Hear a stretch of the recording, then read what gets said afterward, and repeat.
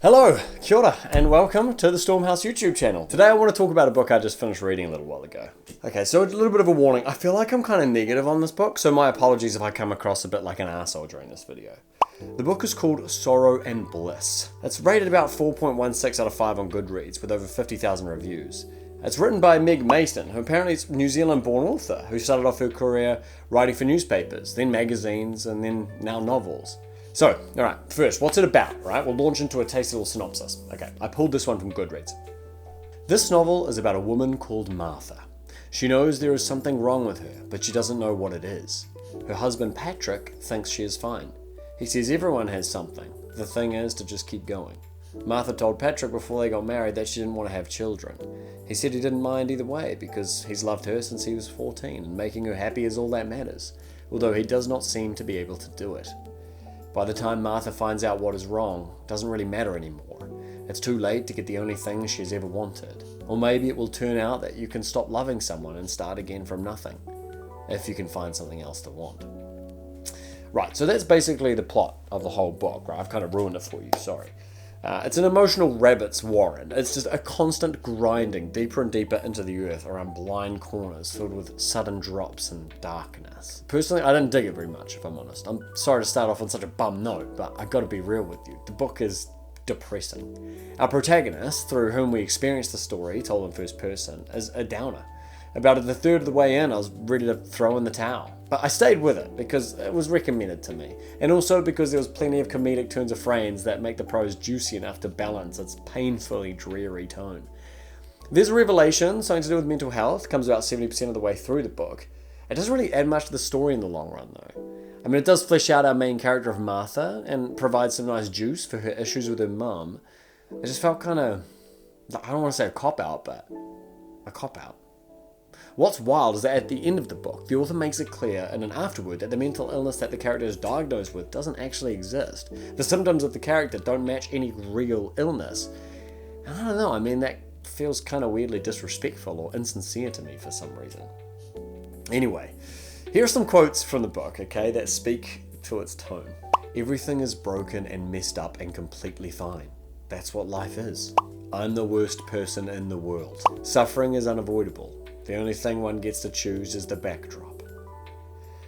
Yeah, so I pulled those. They were the most popular quotes listed on Goodreads, and that gives you a pretty fair representation of the vibe of the book. The talk of suffering and pain and grief and self-pity is relentless throughout the book. I would not recommend settling down and reading long swathes of this at a time, especially if you're going through a difficult time yourself. Okay, so what can we learn from this, right? I should be clear when I say, what can we learn? I mean that I'm learning lessons to apply to my own writing based on my own tastes, okay? You might completely disagree, and if you do, that's great. Actually, that'd be fantastic. You should leave a comment about how much you disagree so we can get a dialogue going. Okay, with that said, my top 3 lessons I learned while reading Sorrow and Bliss are: 1. Unlikable protagonists are a ball ache. So many times I felt like reading, and then I went to grab my Kobo and I reconsidered, purely because the idea of having to live in Martha's head with her pessimism and her pity-me rhetoric, it just felt like too much of a drain. I put it down. 2.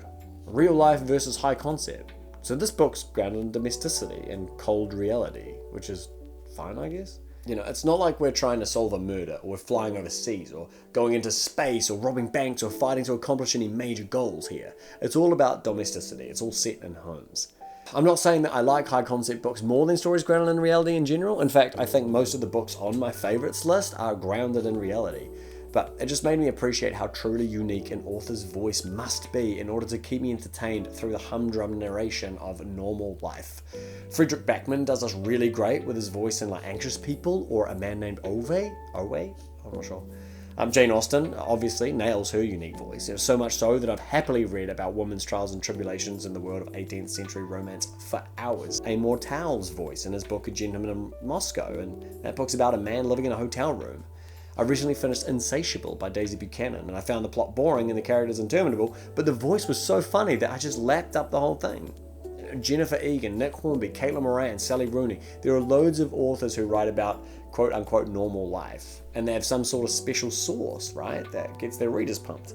So that's a good lesson. If you're going to write about normal stuff, do it with a bit of panache. 3. Flowery language and quirky cynicism. You can get away with a lot of pessimistic, gloomy, bleak writing if you have some darkly comedic turns of phrase. Here's a quote from Sorrow and Bliss that I really like. As a child, watching the news or listening to it on the radio with my father, I thought when they said, "The body was discovered by a man walking his dog," that it was always the same man. I still imagine him putting on his walking shoes at the door, finding the leash, the familiar dread as he clips onto the dog's collar, but still setting out regardless, in the hope that today there won't be a body. But 20 minutes later, God, there it is. That's the kind of paragraph where I'll read it and I'll nudge my partner in bed and force her to listen to me reading it out. It's not funny for funny's sake. It speaks to Martha's character and her somber view of the world, even as a kid.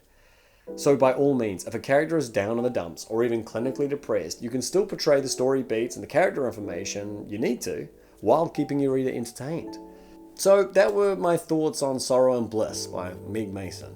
If you've read it, I'd love to know what your thoughts are. If you disagree or agree with anything that I've said, I'd love to know that too. I mean, write a comment, hit subscribe, ring the bell, visit the Stormhouse website, sign up for the newsletter, all that good stuff. Happy writing, happy reading, much love. Cue the lightning.